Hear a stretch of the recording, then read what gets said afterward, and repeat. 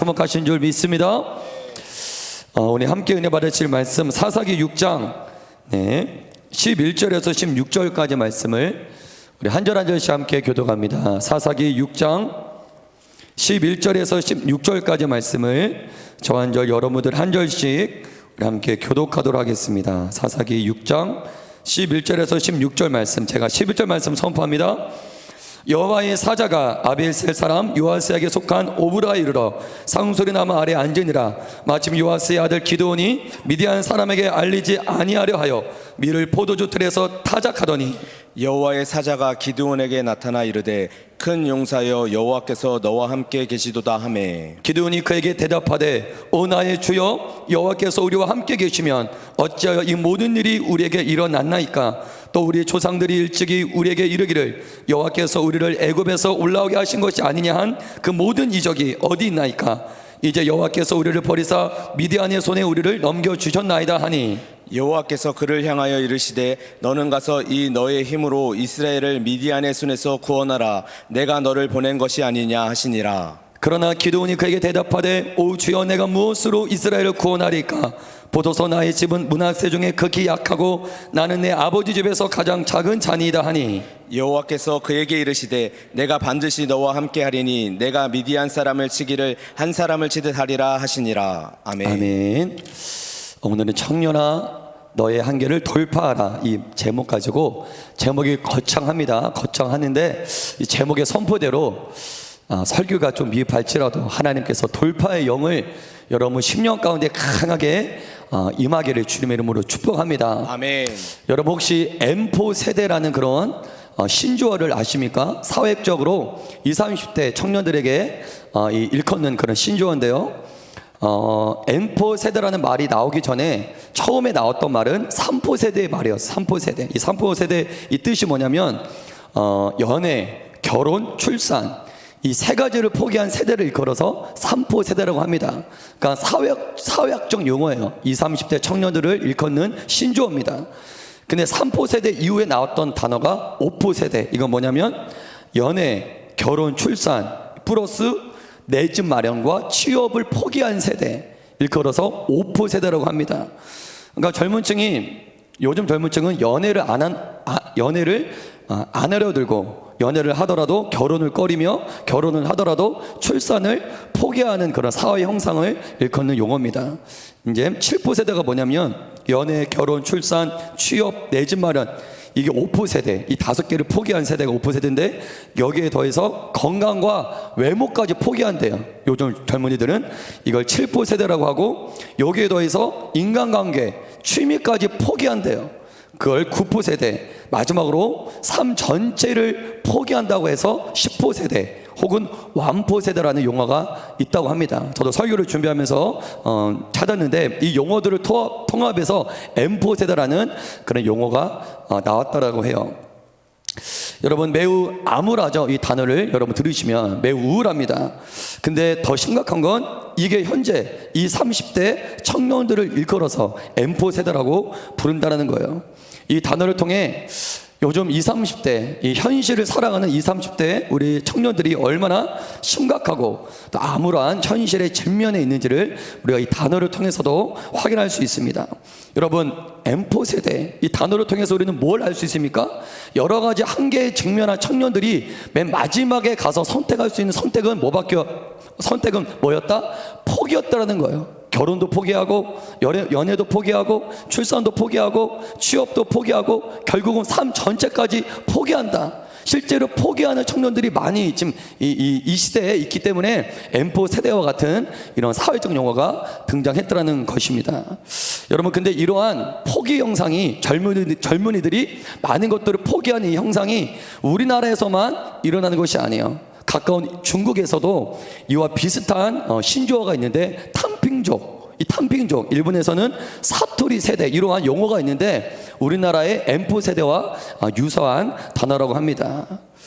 여러분 이러한 청년들의 포기 형상은 우리나라의 구조적인 문제 때문이만은 아니에요. 왜냐하면 중국에서도 일어나고 일본에서도 이러한 포기 형상이 일어나고 있기 때문입니다. 물론 제도적인 차원에서도 우리나라 정부는 막대한 예산을 그런 투자해서 청년들의 이러한 포기 현상을 해결하려고 노력하고 있습니다.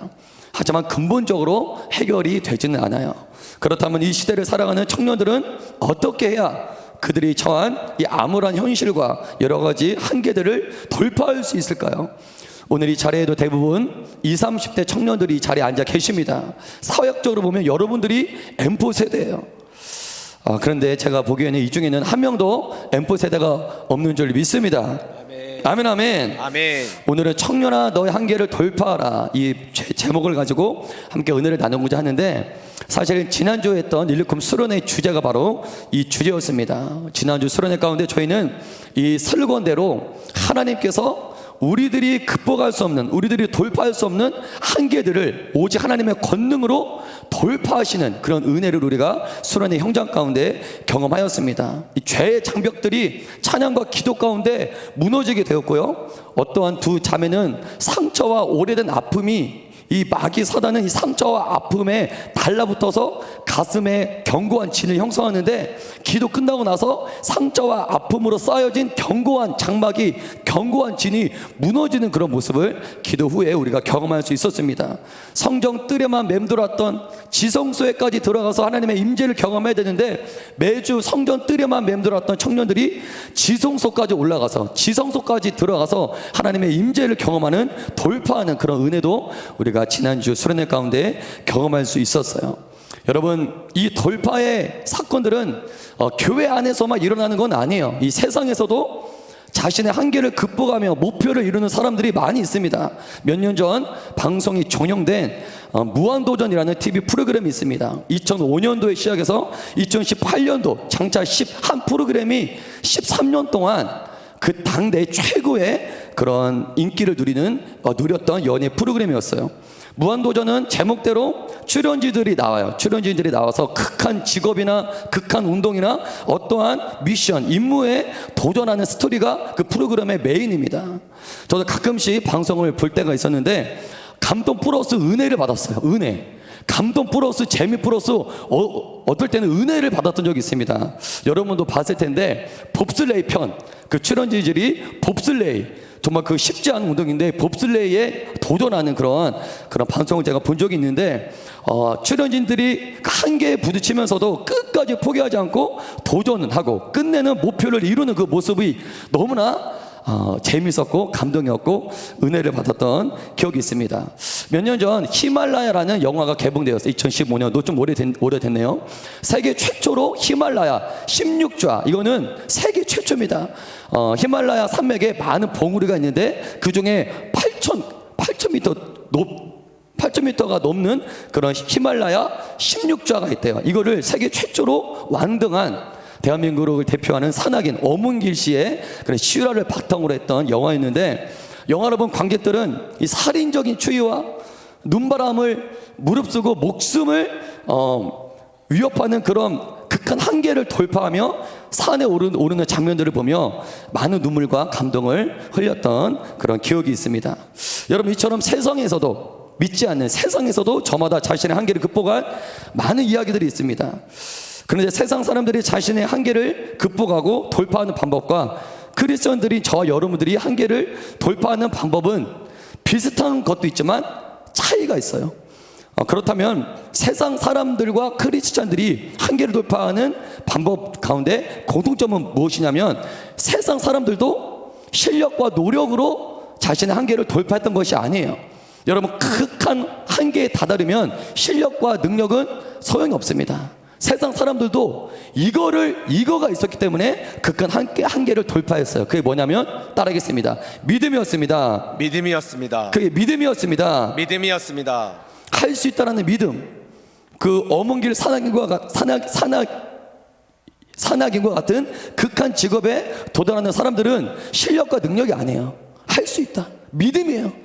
저 산을 등장할 수 있다. 저 산을 전복할 수 있다. 그러니까 세상 사람들도 믿음의 원리를 터득한 자들이 있습니다. 크리스찬들만 믿음의 원리를 터득한 것이 아니라 세상 사람들도 믿음의 힘, 긍정의 힘, 믿음의 원리를 터득한 사람들이 있어요. 이 긍정의 힘이라고 하죠. 믿음의 선포. 근데 믿음의 대상은 달라요. 저 여러분들의 믿음의 대상은 유일하신 하나님이신 줄 믿습니다. 아멘. 하지만 세상 사람들은 자기 자신을 믿는 거예요. 자기 자신, 그걸 신념이라고 합니다. 근데 자기 자신을 믿어도, 하나님이 아닌 자기 자신을 믿어도 그 믿음의 힘으로 한계를 돌파할 수 있다는 거예요. 할렐루야. 아무리 작은 산이라도 나는 저 산을 못 넘어. 아무리 작은 산이라도 그것을 한계로 규정하면 절대 그 산을 못 넘습니다.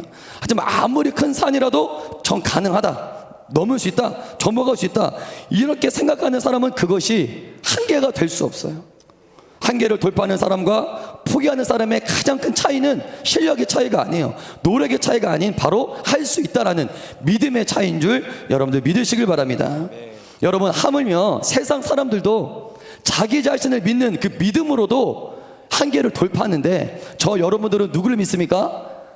살아계신 하나님을 믿고 있습니다. 할렐루야. 아멘. 세상 사람들이 가진 믿음도 힘이 있는데, 하물며 살아계신 하나님을 믿는 믿음은 얼마나 큰 힘이 있겠어요.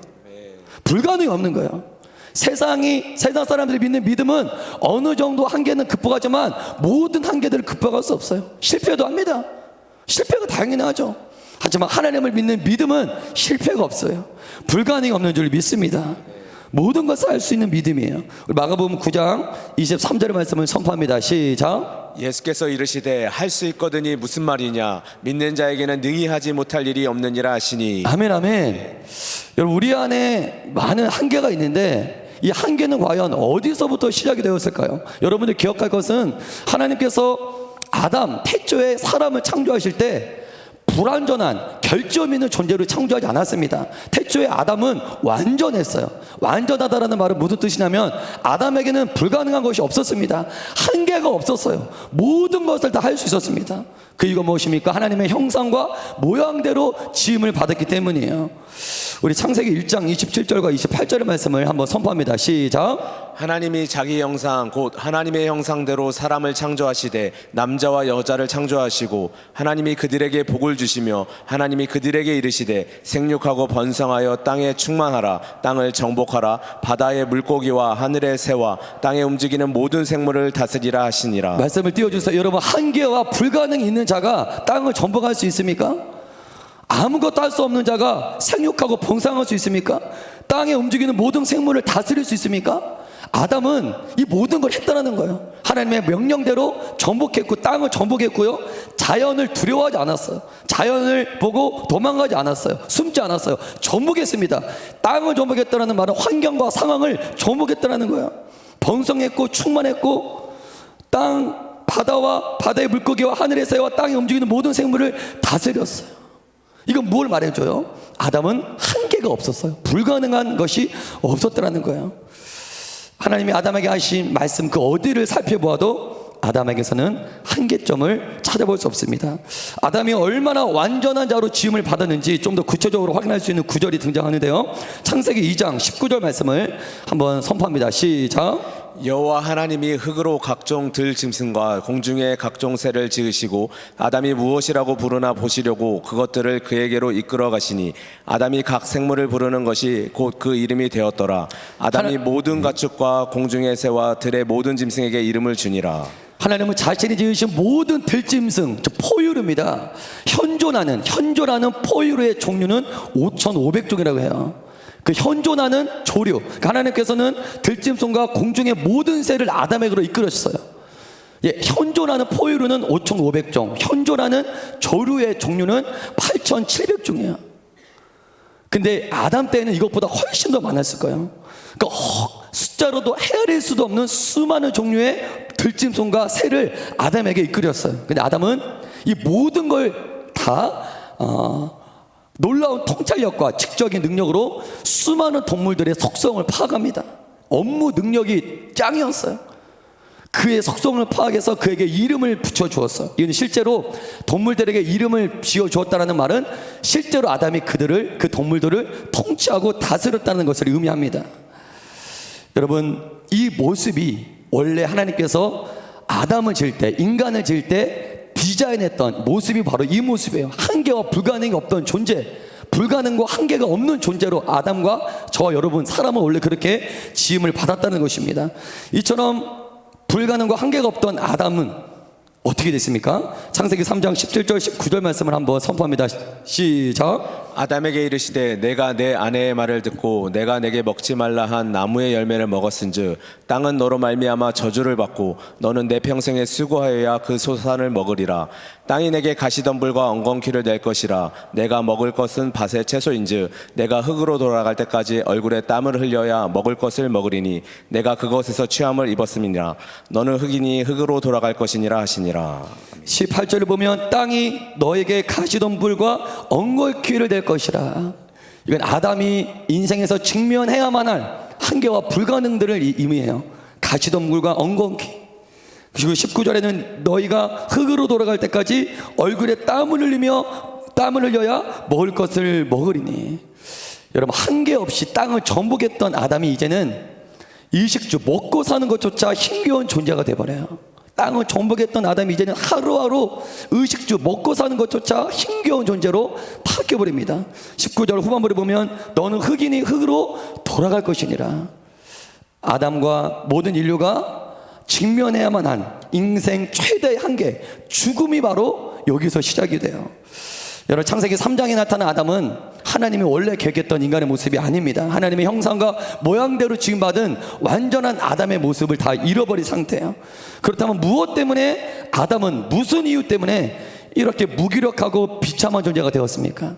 한계가 없던, 불가능이 없던 아담이 무엇 때문에 한계와 불가능이 인생 가운데 끊이지 않는 존재가 되었습니까? 17절은 그 이유를 이렇게 이야기합니다. 아담에게 이르시되 네가 네 아내의 말을 듣고 내가 너에게 먹지 말라 한 나무의 열매를 먹었은즉.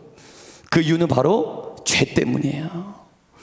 바로 이 죄가 아담을 모든 것을 할 수 있는 자에게서 아무것도 할 수 없는 무능력한 존재로 아담을 바꿔놓았다는 것입니다. 우리가 겪을 것은 무엇입니까? 인류에게 닥친, 저와 여러분에게 닥친 이 한계와 불가능의 뿌리는 바로 죄로부터 시작이 되었다는 거예요. 여러분들이 죄를 지으면 지을수록 여러분들은 점점 무기력한 존재가 돼요. 죄를 짓기 전에는, 거룩할 때는, 성령 충만할 때는 여러분들의 가능성은 컸어요. 여러분들의 꿈과 비전은 컸어요. 하지만 살아갈수록, 죄를 지으면 지을수록 여러분들의 꿈과 비전은 작아지게 됩니다. 죄를 짓기 전에는 여러분들에게 가능성이 엄청났어요. 많은 것들을 할 수 있는 능력이 여러분 안에게 있었어요. 하지만 죄를 지으면 지을수록 할 수 있는 가능성은 더욱더 작아지게 돼요.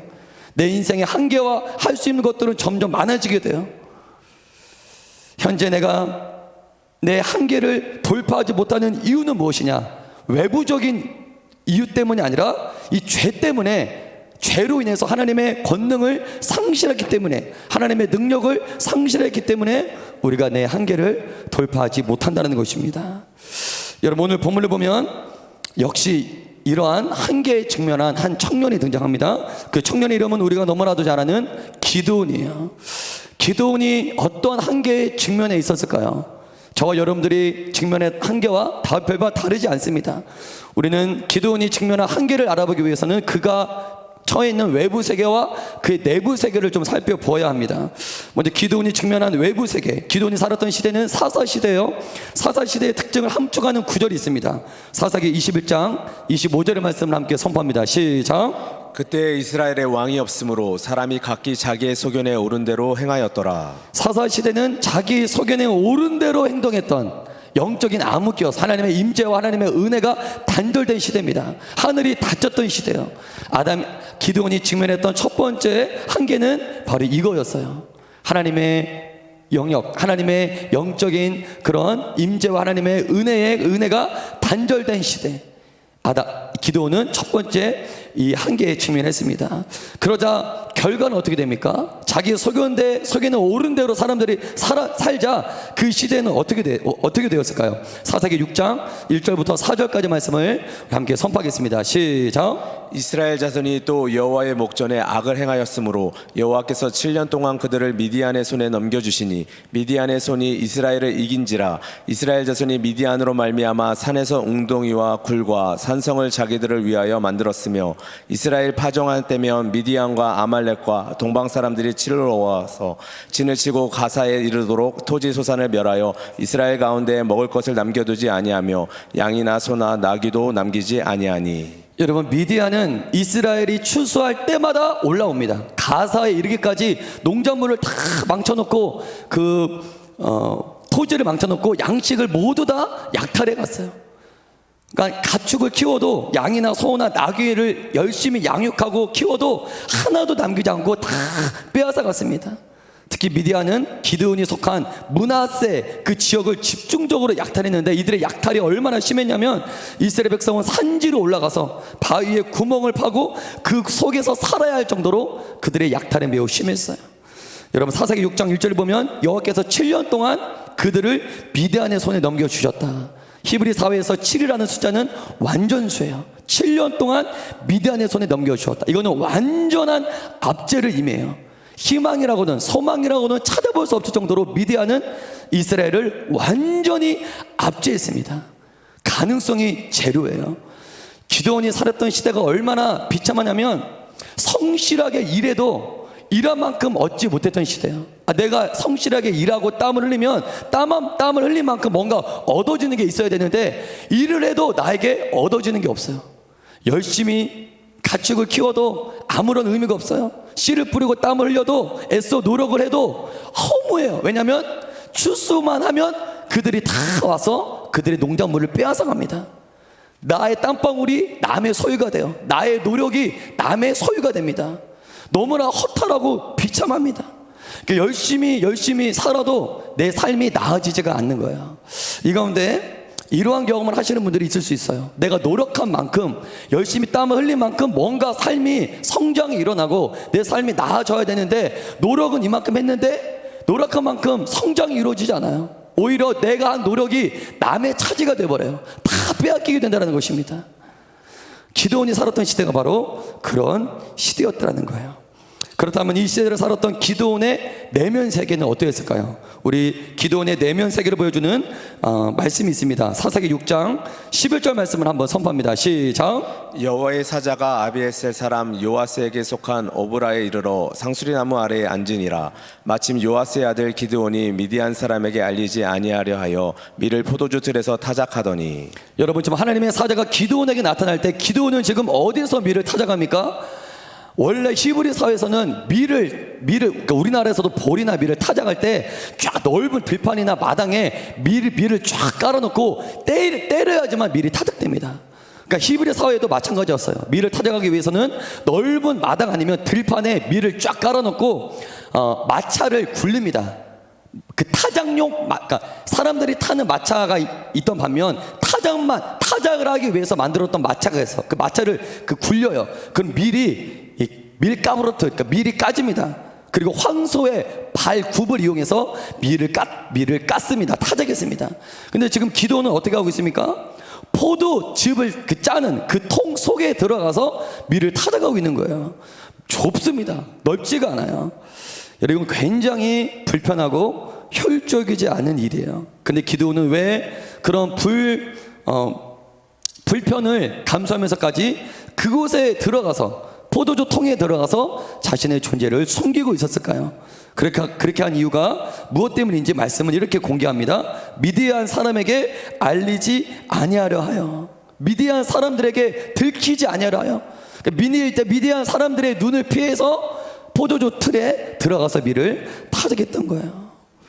여러분, 기드온의 내면 세계가 과연 어떠했을까요? 내적인 한계, 오히려 외부적인 한계보다 지금 기드온이 돌파하지 못했던 더 심각한 한계는 내부적인 그 이유에 있었어요. 기드온은 두려움에 가득 차 있습니다. 불안했어요. 미디안이 또 나의 양식 밀을 빼앗아가면 어떡하지? 조바조바한 겁니다. 더 이상 자신의 것을 빼앗기고 싶지 않아요. 잃어버리고 싶지 않습니다. 여러분, 그런 자신을 바라보는 기드온의 심정은 어땠을까요? 비참한 거예요. 내가 지금 여기서 뭐 하고 있나? 이런 기도원에게 꿈이 있겠습니까? 미디안의 눈을 피해서 그 좁은 포도주 만드는 그 틀에 들어가서 밀을 타들어가고 있는 기도원에게 당신의 꿈과 비전은 무엇입니까? 물어본다면 꿈과 비전을 말할 수 있겠어요? 말할 그런 환경이 아니에요. 얼마나 초라하고 얼마나 비참하게 자신을 느꼈겠습니까? 여러분, 기도원이야말로 M4 세대 다 포기하고 싶다. 환경이, 내가 처한 외부적인 환경, 내부적인 환경, 내가 처한 이 모든 것들을 바라볼 때 내가 선택할 수 있는 건 포기밖에 없다.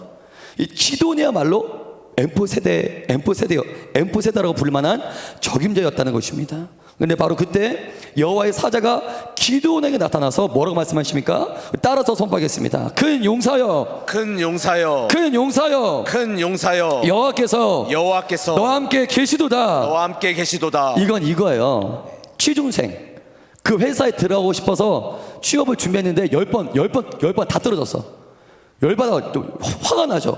그 회사에 들어가고 싶어가지고 열심히 준비하는데 10번 떨어진 그 취준생에게 당신은 이 회사의 사장님입니다. 이거 똑같아요. 이등병에게 각 들어간 이등병에게 당신은 장군입니다. 포스타. 똑같아요. 이해가 안 돼요. 뭐라고요? 하나님 저보고 큰 용사라고요? 그러니까 느낌이 올라야 느낌이 올 수 없는 말을 지금 하나님은 기도원에게 하고 계시는 거예요. 하나님 저 좀 모르세요? 포도주 미디안 사람들에게 들킬까봐 무서워서 포도주 틀에서 목숨 숨기며 밀을 타져가고 있는 저에게 큰 용사라고요? 그 느낌이 올려야 올 수가 없어요. 공감이 전혀 되지 않는 말을 하나님은 지금 기도원에게 하고 계시는 거예요. 여러분, 그런데도 하나님은 기도원에게 끝까지 말씀하세요. 큰 용사요. 할렐루야. 아멘. 큰 이거는 이거예요. 내가 너의 삶을 조금 성장시켜 줄게. 너의 삶을 이 수준보다 조금 더 나은 존재로 성장시켜 줄게. 이런 차원이 아니라 지금 기도원의 입장에서 큰 용사여라고 말했던 이 말은 완전히 기도원을 따라하겠습니다. 새로운 다른 존재로 만들어 주겠다. 이거는 어느 정도의 성숙이 아니었어요. 지금 기드온의 입장에서 큰 용사는 어울리지 않는 단어예요. 하나님께서 기드온에게 큰 용사라고 말씀하시는 그 의도는 뭐냐면 새로운 차원, 지금 너와는 전혀 다른 새로운 차원의 또 다른 존재로 너를 만들어 주겠다는 의미예요. 할렐루야. 아멘. 신약에서는 이걸 거듭남이라고 해요. 거듭남. 그러니까 죽었다가 다시 너를, 이미 죽었다가 새로운 존재로 나는 너를 다시 시작하겠다. 본질적으로 근본적으로 나는 너를 다시 시작하겠다. 그런 의미인 줄 여러분들 믿으시길 바랍니다. 여러분, 저와 우리의 인생도 그래요. 하나님, 나의 인생을 가로막는 한계를 좀 해결할 수 있는 힘을 주세요. 그런 기도하지 마십시오. 하나님은 요술 램프가 아니에요. 우리 인생을 가로막는 몇 가지 한계만 해결해주는 그러한 요소 램프가 아니라 하나님은 근본적으로 나의 존재를 바꾸시는 분인 줄 믿습니다. 아멘. 내 눈앞에 이 한계가 있으니까 그 내 인생에 그냥 그 발걸음마다 나에게 정말 그 나의 인생을 가로막는 한계들을 해결해 주십시오. 그런 하나님이 아니라 나의 존재를 바꾸신 하나님이신 줄 여러분들 믿으시길 바랍니다. 아멘. 하나님은 알파와 오메가요, 시작과 끝이에요. 창조 때 아담에게 창조 시 아담을 디자인하셨던 하나님의 형상과 모양대로 설계하셨던 그 창조의 원형으로 하나님은 우리를 바꾸십니다. 그래서 더 이상 이 한계 저 한계를 해결해 달라고 구걸하는 우리가 아닌 한계 자체, 불가능한 것 자체가 아예 없는, 아멘. 아멘. 아멘. 아멘. 태초의 창조의 원형, 아예 한계와 불가능한 자체가 우리에게는 그 통용이 안 돼요. 한계와 불가능이 아예 없는 그런 새로운 차원의 존재로 우리를 뒤바꾸시는 분, 예수님의 형상대로, 하나님의 형상대로 회복하시는 분이 하나님이신 줄 저 여러분들은 믿으시길 바랍니다. 아멘. 요한복음 1장 42절을 보면 예수님을 만난 안드레는 자신의 형제 시몬을 예수님께로 데리고 가요. 우리 함께 말씀 선포합니다. 시작. 데리고 예수께로 오니 예수께서 보시고 이르시되 내가 요한의 아들 시몬이니 장차 개발하리라 하시니라. 여러분, 이 말씀에서 가장 중요한 단어는 저는 이거라고 생각해요. 따라하겠습니다. 장차. 장차. 장차. 장차. 시몬의 이름의 뜻은 갈대입니다. 갈대. 바람 이리로 불으면 이리로 흔들리고 이리로 불으면 이리로 흔들렸던 갈대였던, 혈기 많고 정말 결점이 많았던 그 시몬에게 하나님은 장차 내가 너를 베드로 개발하려라. 개발의 뜻은 무엇입니까? 반석이에요. 반석. 여러분, 예수님께서는 장차 베드로가 이 갈대 모습이 아닌 반석의 모습, 믿음의 반석이 될 베드로를 보고 예수님은 선포하시는 거예요. 할렐루야. 아멘. 중요한 건 이겁니다. 따라하겠습니다. 예수님이 하신 말씀이 매우 중요해요. 예수님이 하신 말씀이 나의 자아상이 되어야 됩니다. 자아상이 되어야 합니다. 시몬의 자아상은 시몬이 아니에요. 이제 시몬의 자아상은 베드로 개바입니다. 할렐루야. 아멘. 예수님이 하신 말씀이 나의 자아성과 나의 정체성이 되어야 돼요. 할렐루야. 아멘. 내가 과거에 실패했던 실패, 암울한 이 현재가 나의 자아성과 정체성이 아닌 예수님이 그렇다고 하시면 그게 내가 된 거예요. 큰 용사여, 하나님께서 기도원에게 큰 용사여라고 말씀하시면 큰 용사가 기도원의 미래가 되는 것이에요. 할렐루야. 아멘. 따라하겠습니다. 하나님이 하신 말씀이 나의 미래입니다. 그것이 저 여러분들의 미래인 줄 여러분들 믿으시길 바랍니다. 아멘. 이것을 받아들이는 것이 바로 믿음이에요. 이 믿음이 내 안에 있을 때 한계를 돌파할 수 있게 된다는 것입니다. 여러분, 현재 저와 여러분들도 기도원처럼 포도주 틀에 갇혀 사는 사람이 이 자리에 있을 수 있어요. 포도주 틀. 이건 기도원의 그러한 사이즈였어요. 그 포도주 틀. 사람이 무서워서, 사람이 두려워서, 여러 가지 한계가 너무나 여러 가지 한계에 실패한 그 실패감에 눌려 있어서 사회생활을 하지 못하고 밖으로 못 나가고 포도주 틀 안에 갇혀서 사람들과 차단된 채 그냥 목숨만을 위해서 미래를 찾아가는, 꿈과 비전을 다 빼앗긴 채, 그게 어쩌면 저와 여러분일 수도 있습니다. 여러분, 중요한 건 과거의 실패와 상처에 더 이상 갇혀 살지 않으시길 주님의 이름으로 축복합니다. 아멘. 축복합니다. 아멘. 근데 여러분, 그게 쉽지가 않아요. 하나님은 큰 용사라고 말씀하셨는데 기도는 이걸 받아들이는 게 쉽지가 않아요. 아까 말했잖아요. 알바생에게 당신은 대표님입니다. 이등병에게 장군입니다. 실패자에게 당신은 큰 용사입니다. 이걸 받아들이는 게 쉽지 않아요. 기도원도 이걸 못 받아들입니다. 하나님의 말씀으로 자신의 정체성을 삼는 것이 쉬운 게 아니에요. 저와 여러분들도 기도원처럼 나의 과거와 오늘의 현실이 우리를 사로잡고 있어요. 지금까지 했던 나의 실패와 이 절망이 나를 사로잡고 있어요. 말씀이 자아상이 되어야 하고 말씀이 나의 전체성이 되어야 되는데 그게 쉽지가 않다는 거예요.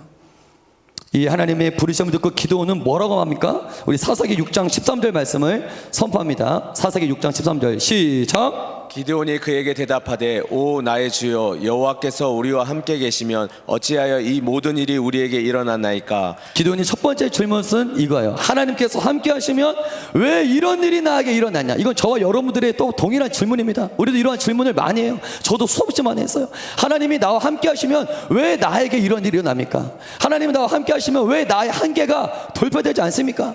하나님이 나와 함께 하시면 왜 나에게 불가능과 문제가 끊이지 않습니까? 기도원의 질문이 저와 여러분들의 질문입니다.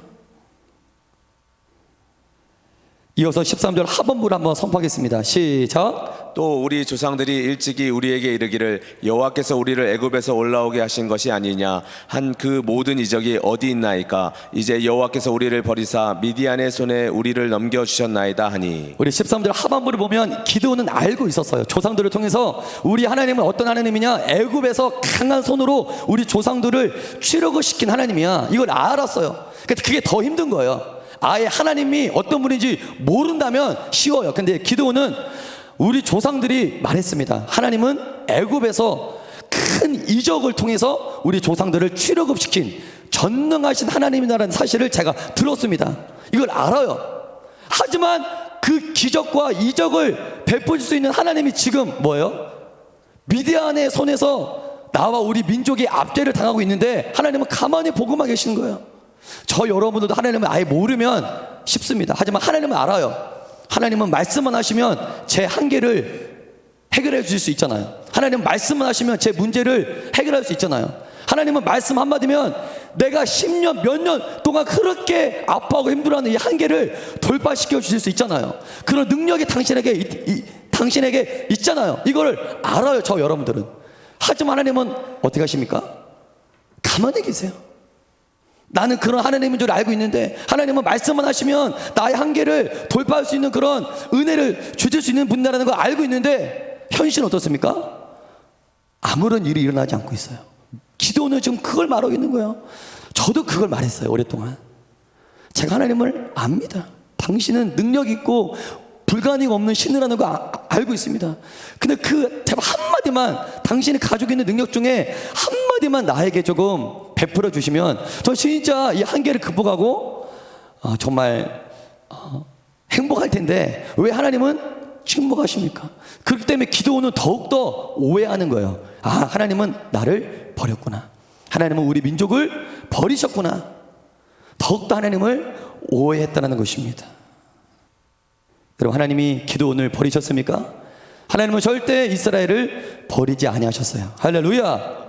아멘. 우리 14절 말씀은 한번 우리 사사기 6장 14절 말씀을 선포합니다. 시작. 여호와께서 그를 향하여 이르시되 너는 가서 이 너의 힘으로 이스라엘을 미디안의 손에서 구원하라. 내가 너를 보낸 것이 아니냐 하시니라. 이 말을 들은 기드온은 뭐라고 합니까? 15절 말씀 이어서 선포합니다.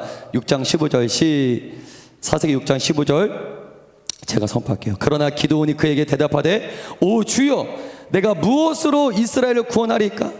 보소서, 나의 집은 므낫세 중에 극히 약하고 나는 내 아버지 집에서 가장 작은 자니이다. 네가 구원하라. 너의 힘으로 너의 백성을, 민족을 구원하라. 그럼에도 기드온은 여전히 어디에 갇혀 있어요? 므낫세라고 하는 그 자신의 이 지파 안에 갇혀 있어요. 하나님, 저는 므낫세 지파입니다. 므낫세 지파 중에서도 극히 약하고 내 아버지 집에서도 저는 가장 작은 자입니다. 하나님은 기드온에게 너는 큰 용사다. 하지만 기드온은 나는 작은 자입니다. 여러분, 이게 겸손이 아니에요. 하나님께서 나에게 이거 해라 하실 때 나는 능력이 없어요, 할 수 없어요, 이게 겸손이 아니에요. 진짜 겸손은 하나님의 말씀을 순수하게 믿는 게 바로 진짜 겸손인 줄 여러분들 믿으시길 바랍니다. 아멘. 진짜 겸손은 할 수 없다가 아닌 하나님의 말씀을 있는 그대로 믿는 것이 진짜 겸손이다. 이게 좀 기도는 겸손한 자가 아니에요. 나는 므낫세 중에 극히 약하고 나는 내 아버지 집에서 가장 작습니다. 이거는 겸손이 아닙니다. 이거는 불신이고 오히려 교만이에요. 기도는 여전히 므낫세 지파, 포도주 틀에 갇혀있는 자기 자신을 바라보고 있습니다. 하나님은 지금 기드온을 포도주 틀에서 빼내서 이스라엘 역사 가운데 세우고 싶어 하세요. 내가 너를 포도주 틀에서 빼내서 이스라엘 역사 가운데 세우고 싶다 말씀하시는데, 기드온은 여전히 므낫세 지파, 포도주 틀 안에서 갇혀 있습니다. 여러분, 하나님이 기드온에게 요구하시는 건 능력이 아닙니다. 하나님이 여러분들에게 요구하시는 건 지혜가 아니에요, 강한 힘이 아니에요, 군사력이 아니에요. 하나님이 기드온과 여러분들에게 요구하시는 건 하나입니다. 따라하겠습니다. 아멘. 그게 아멘. 아멘. 아멘. 아멘. 아멘. 아멘. 아멘. 이 아멘으로 반응하는 믿음은 이 믿음만을 하나님은 요구하시는 줄 여러분들 믿으시길 바랍니다. 아멘. 이 믿음, 이 아멘으로 반응하는 이 믿음으로 우리의 한계가 폭발적으로 돌파하는 권능이 임하게 된다는 거예요. 여러분들은 현재 어떠한 전체성으로 살아가고 계십니까? 과거 모세를 부르시는 장면도 이와 비슷해요. 출애굽기 3장 11절, 4장 10절의 말씀을 한번 선포합니다. 시작. 모세가 하나님께 아뢰되 내가 누구이기에 바르게 가며 이스라엘 자손을 애굽에서 인도하여 내리이까? 모세가 여호와께 아뢰되 오 주여, 나는 본래 말을 잘하지 못하는 자니이다. 주께서 주의 종에게 명령하신 후에도 역시 그러하니 나는 입이 뻣뻣하고 혀가 둔한 자니이다. 하나님 보시기에 모세와 기드온은 둘 다 큰 용사였어요. 하지만 이들은 이 사실을 받아들이지 못합니다. 한계에 갇혀있는, 의식 속에 갇혀있는 이들의 이 의식이 전환되기까지 하나님은 얼마나 큰 노력을 하신지 아십니까? 모세의 경우는 지팡이 던져라 뱀이 돼요, 손을 넣어라 뭉둥병이 돼요, 다시 넣어라 뭉둥병이 낫게 돼요. 기도원도 마찬가지입니다. 사사기 6장 반주해 주시고요. 사사기 6장 21절 한번 선포합니다. 시작. 여호와의 사자가 손에 잡은 지팡이 끝을 내밀어 고기와 무교병에 대니 불이 바위에서 나와 고기와 무교병을 살랐고 여호와의 사자는 떠나서 보이지 아니한지라. 이게 이적을 보여주시는 거예요. 기도원의 의식을 전환시키기 위해 무교병에 대니 불이 바위에서 나와 고기와 무교병을 살렸고 하나님의 여호와의 사자는 떠나서 보이지 아니한지라. 이거 가지고 기도원은 이것만으로도 만족하지 못해요. 또 보여달라는 거예요. 당신이 정말 살아계신 전능하신 내가 당신을 믿어도 됩니까? 또 보여달라는 거예요. 사사기 6장 37절 40절 말씀을 우리 함께 선포합니다. 시작. 보소서 내가 양털 한 뭉치를 다바닥마장에 두리니 만일 이슬이 양털에만 있고 주변 땅은 마르면 주께서 이미 말씀하신 같이 내 손으로 이스라엘을 구원하실 줄을 내가 알겠나이다 하였더니 그대로 된지라. 이튿날 기드온이 일찍이 일어나서 양털을 가져다가 그 양털에서 이슬을 짜니 물이 그릇에 가득하더라. 기드온이 또 하나님께 여쭈되 주여 내게 노하지 마옵소서. 내가 이번만 말하리이다. 구험나니 내게 이번만 양털로 시험하게 하소서. 원하건대 양털만 마르고 그 주변 땅에는 다 이슬이 있게 하옵소서 하였더니 그 밤에 하나님이 그대로 행하시니 곧 양털만 마르고 그 주변 땅에는 다 이슬이 있었더라. 할렐루야. 할렐루야. 아멘. 자신만 바라보는 자신의 한계만 바라보는 기도원의 시선을 하나님은 자신에게로 돌리십니다. 지금 여러분은 어떠한 절망과 어떠한 실수와 어떠한 포조도 틀에 갇혀 계십니까? 이번 선교와 수련을 통해 제가 하나님으로부터 받은 가장 큰 은혜는 우리의 준비됨보다 하나님께서는 더 많은 것들을 준비하고 기다리고 계셨다는 거예요. 수련회 가운데 우리들은 우리들의 한계를 가지고 갔지만 하나님은 자신의 권능과 능력으로 우리들의 한계를 돌파하게 하셨습니다. 할렐루야. 아멘. 여러분 오늘 믿음으로 선포했으면 좋겠어요. 따라하겠습니다. 나의 작은 정체성이 작은 정체성이 다 끊어질지어다. 다 끊어질지어다. 여러분들의 작은 정체성이 다 끊어지길 주 이름으로 축복합니다. 아멘. 할렐루야. 아멘. 나를 억압했던 나를 속박했던 무게감으로부터 벗어나시기를 주님의 이름으로 축복합니다. 아멘. 주님의 음성을 들으십시오. 기도는 배경이 좋았던 자가 아니에요. 아버지가 제사장이 아니었어요. 나의 배경 탓, 가문 탓, 문화세 시파 탓, 환경 탓, 뭐뭐 때문에를 외치는 자는 절대 한계를 돌파할 수 없어요. 하나님이 기도내게 하셨던 강한 용서요, 큰 용서요. 이 음성이 저 여러분들에게 동일하게 들리시길 주님의 이름으로 간절히 축복합니다. 아멘. 할렐루야. 아멘. 오히려 큰 용사는 언제 만들어지느냐? 기도원처럼 이 여러 가지 한계 가운데 큰 용사가 세워지는 것 같아요. 여러분들 남보다 더 많은 한계 직면에 계십니까? 하나님이 바로 당신을 큰 용사로 만드시려는 목적인 줄 믿습니다. 아멘. 따라하십니다. 나는 큰 용사입니다. 용사입니다. 나는 큰 용사입니다. 용사입니다. 할렐루야. 아멘. 우리 기도 제목과 1번과 2번을 한번 크게 한번 선포했으면 좋겠어요. 1번 시작. 절망적이고 암울한 현실과 한계에 직면한 청년들에게 하나님의 말씀이 들려지게 하소서. 과거의 실패와 현재가 아닌 하나님의 말씀으로 자아와 정체성을 확립하게 하옵소서. 한계를 돌파할 큰 믿음을 주옵소서. 할렐루야. 강한 용사라면 저는 강한 용사예요. 눈앞에 있는 몇몇 한계만 해결해 달라는 기도가 아닌 나의 존재, 본질 자체를 뒤집어 놓으시는 새로운 차원의 존재로 다시 재창조하시는 은혜가 오늘 예배 가운데 있길 주의 이름으로 축복합니다. 아멘. 2번 선포합니다. 시작. 영적으로 암울한 이 시대를 돌파할 강한 용사가 한밭제일 청년부 가운데 세워질지어다. 꿈과 비전, 자신의 삶까지 포기하는 청년들을 깨울 강한 군대가 우리 청년부 가운데 세워지게 하소서. 여러분 이 사회학적 용어 M4 세대, 3포 세대, 5포 세대 이게 지금 사회에서는 20, 30대 청년들을 그렇게 부르고 있습니다. 하나님 청년들이 죽어가고 있습니다. 이 시대 청년들이 넘어지고 있습니다. 쓰러져가고 있습니다. 그들의 삶과 꿈과 비전을 포기하고 있습니다. 하나님 우리를 보내주옵소서. 우리를 보내주옵소서. 그들을 살릴 쓰러져가고 넘어져가는 청년들을 일으켜 세울 강한 군대가 오늘 예배 가운데 세워질지어다. 강한 여호수아의 군대가 오늘 예배 가운데 세워질지어다. 오늘 1번과 2번의 기도 제목을 강하게 선포하면서 우리 두 손 번쩍 들고 우리 주여 삼자하시고 간절하게 기도하시겠습니다. 주여, 주여, 주여. 아버지 하나님, 우리 한번께 청년에 우리 안기를 읊어 강한 믿음이 나시오다.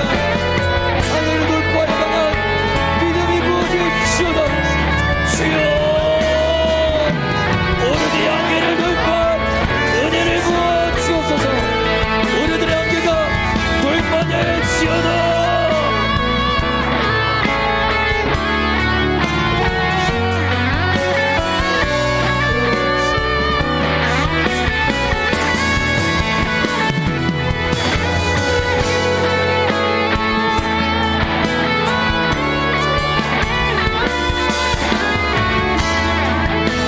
하나님 성도들 주님을 향해 여겨주옵소서. 이 시대의 성도를 살린 여호수아의 군대가 세워질지어다. 삶을 비관하고 포기하는 이 시대의 암울한 청년의 세대, 아버지 함께 포기하는 이 청년의 때를 주님 살려 주옵소서. 우리의 존재를 변화시켜 주옵소서. 내 눈앞에 있는 몇 가지 안개만을 그려 달려가는 구원하는 자가 아니라 새로운 사원의 존재로 우리를 변화시켜 주옵소서. 우리를 새롭게 하여 주시옵소서. 우리의 막연하게 눈과 성령의 권능이 임할지어다. 성령의 권능이 임할지어다. 주여, 더 이상 나의 과거에, 더 이상 나의 상처에 넘어지지 않겠습니다. 여전히 문화세 지파에 모든 편에 갇혀 있다면 주여 나를 건져 주옵소서. 주여 나를 건져 주옵소서.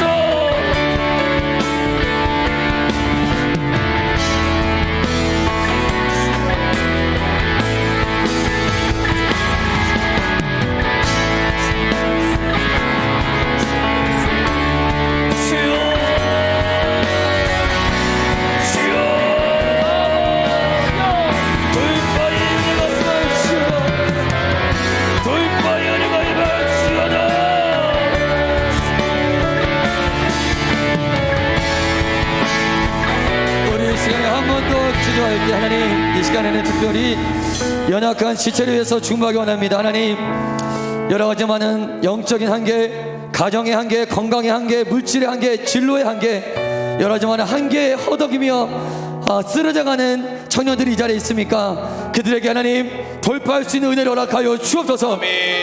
포기하고 낙담고 절망케 하는 원수마귀는 예수 이름으로 떠나갈지어다. 우리 청년 지체 가운데 하나님, 누가 포도주 틀에 갇혀서 사람들의 낯을 피해 두려움과 절망 가운데 쓰러져 가는지 나는 모릅니다. 주님 아십니다. 일어날지어다. 아멘. 일어날지어다. 아멘. 우리 두 손 번쩍 들고 합심으로 기도할 때 여러 가지 한계에 부딪힌 자여 일어날지어다. 새어날지어다.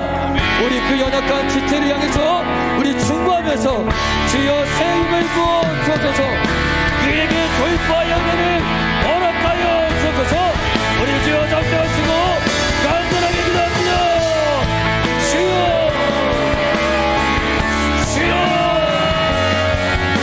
주여. 하나님의 정령 가운데 어떤 자가 한계에 부딪혀 삶을 포기하고 있습니까? 은혜가 임할지어다. 돌파의 은혜가 임할지어다.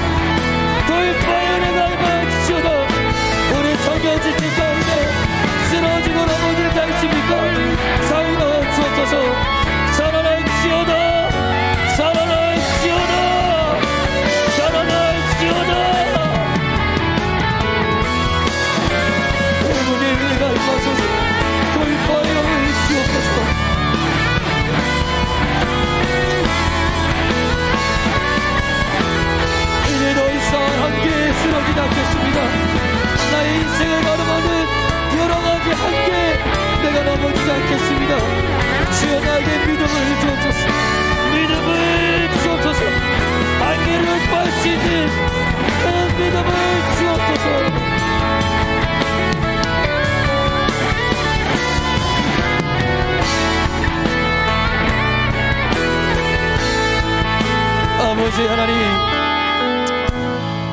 나의 환경과 나의 처지가 어떠해도 하나님 나에게 큰 용사라 부르십니다. 하나님 말씀하신 그 말씀이 나의 자아상과 정체성과 나의 미래가 되게 하여 주옵소서. 더 이상 포도주 틀에 갇혀 있지 않겠습니다.